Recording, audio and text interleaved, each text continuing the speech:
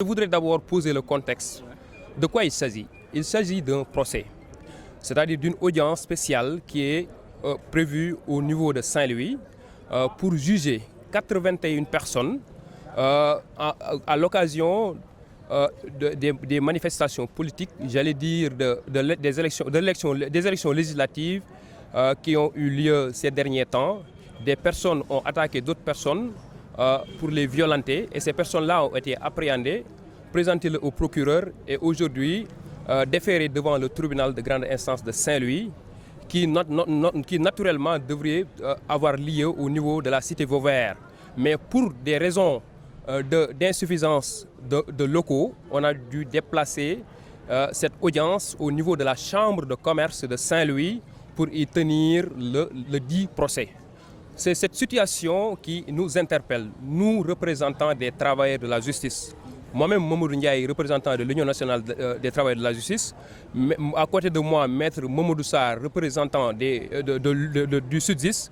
Et à côté de moi, Gas El Salvador, le grand activiste de Saint-Louis, avons compris que cette situation n'est rien d'autre que la résultante d'un palais de justice qui est en construction depuis des années, depuis du temps de Abdoulaye Wade, et qui jusque-là ne parvient pas à être livré pour, on peut le dire, et sans risque de se tromper, d'un laxisme qu'on a constaté au niveau de la construction de ce bâtiment.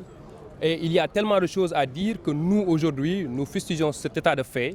Et ce que nous réclamons, ce que nous demandons, c'est tout simplement de mettre l'humain au service et au centre de tout, c'est-à-dire de livrer ce palais au grand bénéfice d'abord des travailleurs de la justice qui aujourd'hui travaillent dans des conditions extrêmement difficiles, dans des bureaux exigus avec un nombre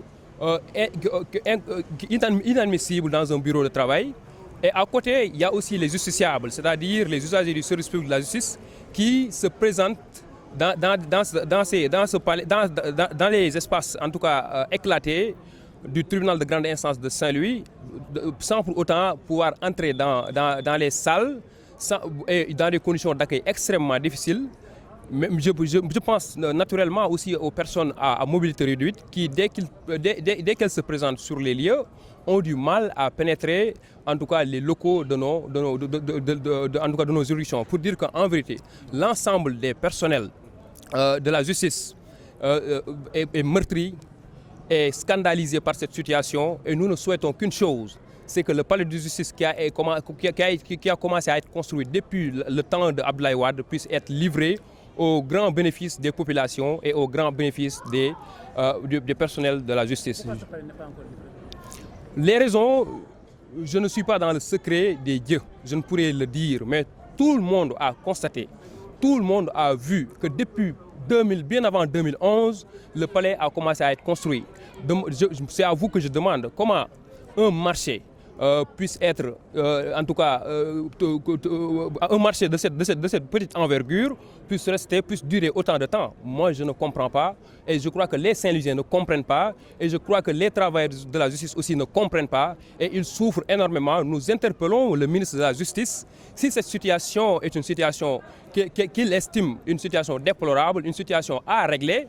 Nous l'interpellons et dans les plus brefs délais, qu'on nous livre le palais, que nous puissions travailler dignement dans des conditions de travail qui méritent le respect et qui privilégient aussi les droits humains. Nous interpellons également la communauté internationale et la communauté nationale, ce n'est pas de l'exagération, parce que ça, vous ne le trouverez dans aucun autre pays qui se respecte, surtout un pays qui se targue d'avoir une réputation judiciaire des plus jolies.